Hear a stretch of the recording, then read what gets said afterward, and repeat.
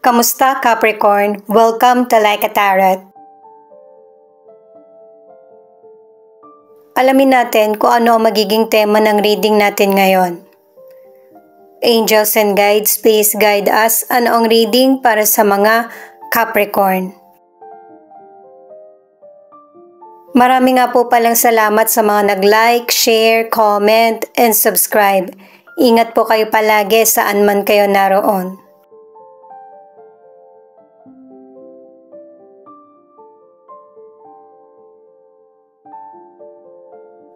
Itong Three of Wands, ang ibig sabihin magkakaroon ka ng major decision sa buhay mo.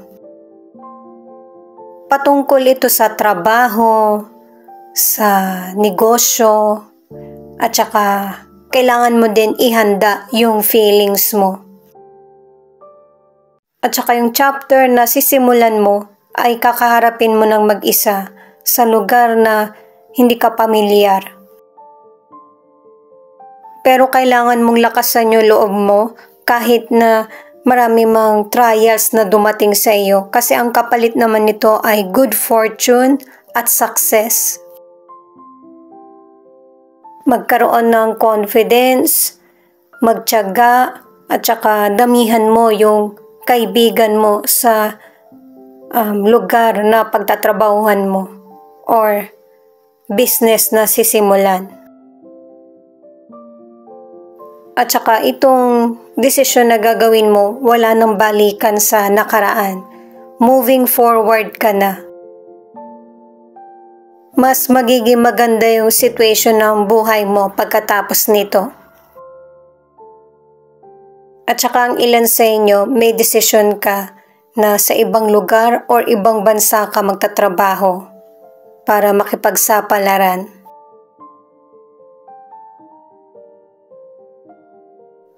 Sinasabi ng card na ito na matuto kang manindigan sa kung ano yung tama.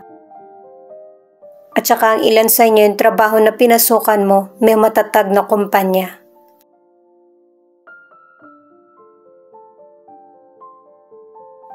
Ito naman ay meron kang power para magpatawad at saka iparamdam yung kabutihan mo sa kapwa. Ito yung magiging daan para masolusyonan mo yung mga challenges sa buhay.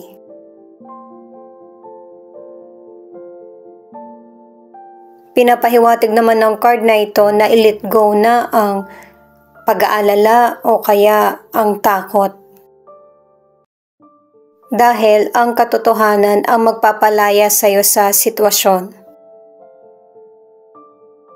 Mukhang merong pinapahiwatig yung mga cards mo na ang ilan sa inyo bago ka pa magsimula sa next chapter ng buhay mo, meron ka ng mga problems na kinakaharap. Kaya ang ilan sa inyo, ang solution ay yung abandonahin yung sitwasyon or magpunta na lang sa ibang lugar para sa magandang future. 1313. It means that a new chapter in your life will begin. Pangatlong card mo na ito. Para sa bago mong sisimulan na mas may pag-asa. 777. Huge changes are up ahead. Everything is happening for your highest good. Prepare for massive shifts. Things are getting more exciting. Hindi lang talaga siya simpleng pagbabago, kundi malaking pagbabago. Para maging klaro, alamin natin kung anong ibig sabihin ng Three of Wands na tema na card. Para sa mga bagong viewers, ang reading na ito ay timeless reading, general reading at guide po lamang kaya hindi po magre-resonate sa lahat. Kunin mo lang yung akma sa sitwasyon mo at kung kailan mo napanood ang reading na ito, yon ang start ng 1 week reading para sa iyo. Ikaw na bahala magpalit kung si person mo ito o ikaw.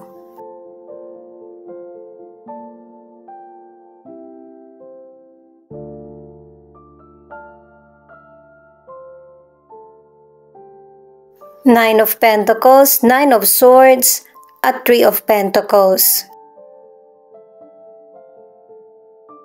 Ipinapahiwatig ng cards na ito na nasa tamang oras ka at tamang panahon ng buhay mo.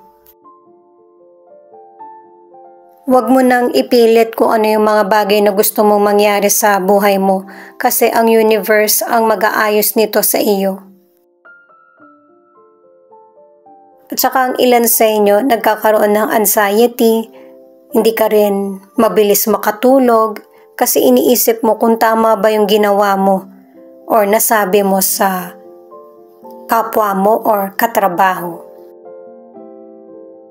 Kailangan mo makipag-communicate sa mga katrabaho mo para pagpapakita ng teamwork. Alisin mo yung takot para ma-achieve mo yung goals at saka gumaan din yung pakiramdam mo. Ang ilan sa inyo sa career, nagpupursige ka na magkaroon ng communication sa kasamahan mo sa trabaho at saka pati na rin na mapabuti mo yung trabaho mo. Huwag masyadong magpa-pressure, kailangan mo din makapag-relax or unwind.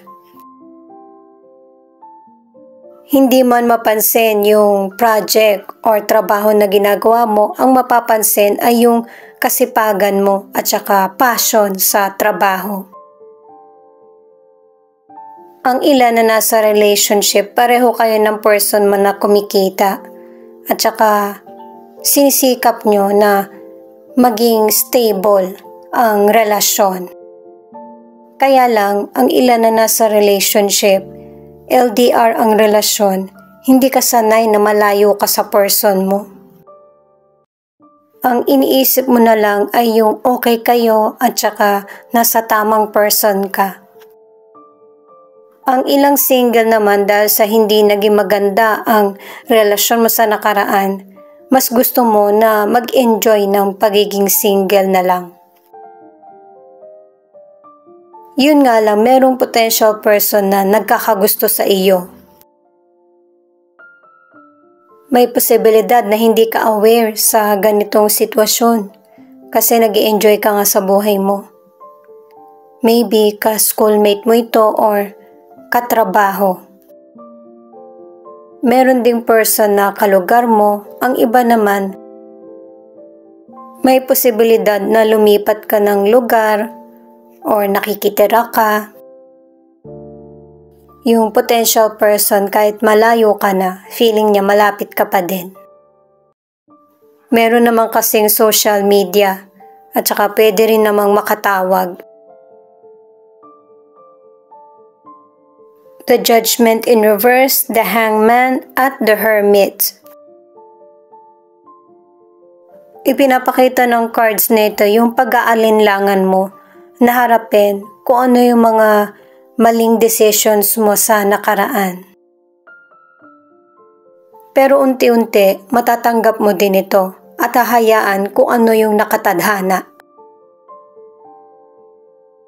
At saka magkakaroon ng pagsusuri sa sarili at merong pagbabago at saka paglago sa buhay mo.